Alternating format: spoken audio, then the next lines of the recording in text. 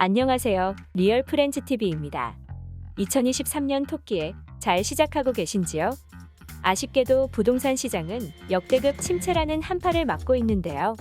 이럴수록 시장을 움직이는 정책 이슈에 대해 빠삭하게 알아둬야 할 필요가 있습니다. 따라서 이번 영상에서는 지난해와 올해의 주요 정책 이슈를 살펴보도록 하겠습니다.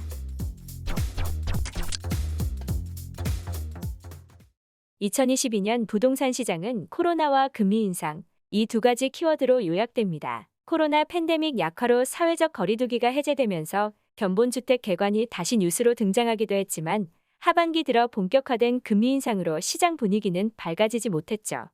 지난해 정책들 중에서도 어두운 시장 분위기 타파를 위한 부양책이 주를 이룹니다.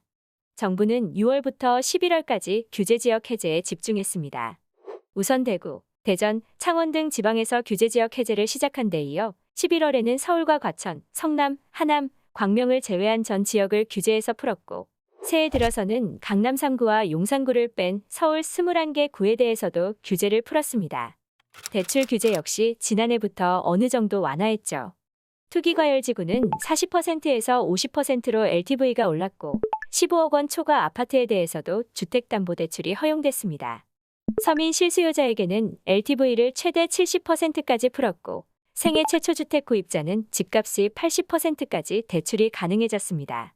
한도 금액도 상향세에 있고요. 올해 1월 말부터는 주택가격과 소득 요건 등을 완화한 특례보금자리론 이용이 가능해질 예정입니다. 안심전환대출과 적격대출을 기존 보금자리론에 통합한 상품입니다. 세금 부분도 여유가 생겼습니다. 지난해 말 발표된 취득세 중과 완화 방안을 통해 2주택자 취득세 중과가 폐지됐고 3주택 이상 소유자에 대해서도 세율을 50% 낮춰줍니다. 이 부분도 지난해 12월 21일을 기준으로 소급 적용하는 내용으로 올해 2월 중 시행 예정입니다. 올해는 특히 종합부동산세 변화가 눈에 띕니다. 기본 공제금액이 6억 원에서 9억 원으로 상향 조정됩니다. 또 2주택자에 대한 다주택 중과세율도 일반세율 과세로 전환되죠. 주택수에 따라 150에서 300%까지 다르게 적용해왔던 세율 상한선도 150%로 일원화됩니다. 전매 제한 완화와 실거주 의무 폐지도 눈여겨봐야 합니다. 수도권 최대 10년, 비수도권 최대 4년이던 전매 제한 기간이 각각 최대 3년, 최대 1년으로 줄어듭니다. 수도권 공공택지 및 규제지역은 3년, 과밀억제권역은 1년, 그 외 지역은 6개월로 짧아집니다. 수도권의 분양가 상한제 주택은 실제 입주 후 일정 기간 거주를 해야 했는데요.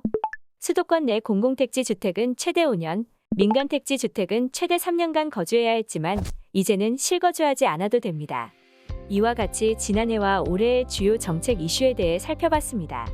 정책들의 핵심 골자는 집을 사기 어렵게 만들었던 여러 장치들을 잠금 해제했다는 것인데요.